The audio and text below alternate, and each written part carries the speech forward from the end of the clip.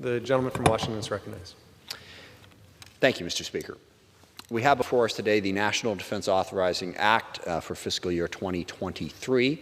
As most people know, we've passed the National Defense Authorizing Act every year for 62 straight years, and I urge members to do it again this year.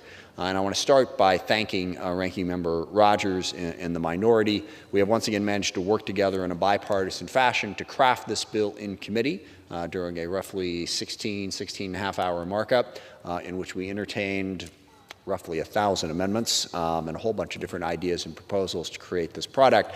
And I think that legislative process is enormously important. We continue it here with 1,200 amendments submitted to the Rules Committee, 650 ruled in order.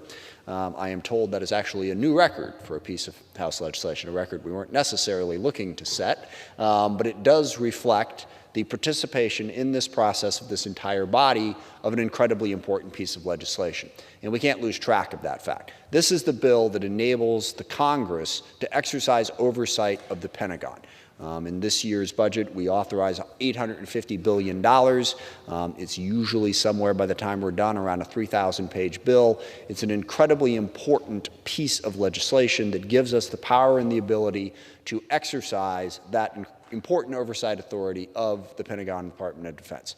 We've done a lot of good work in this year's bill. I think the focus as we go forward is obviously the men and women who serve and making sure that they have the tools they need to do the jobs that we ask them to do.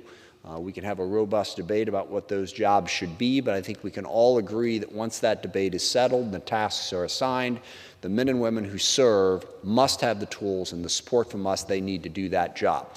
This year it's been particularly challenging given the rate of inflation. Our bill reflects that, giving some additional support to our service members and their families to deal with housing costs and also additional bonus pay to deal with that inflation.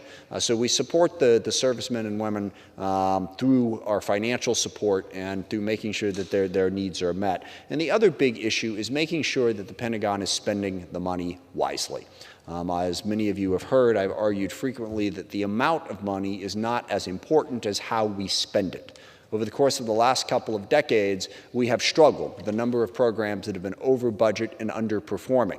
We have, over the course of the last 6 years, put in place critical acquisition reform and procurement reform to put the Pentagon in a better position to take advantage of innovative new technologies and, crucially, competition to make sure that we get a better product. And we're beginning to see the fruits of that success in programs like the B-21, the GBSD, whatever one thinks of those programs, they're on time and on budget and actually meeting their requirements, which is a significant change. And that's due in large part to a lot of the legislation that we passed here.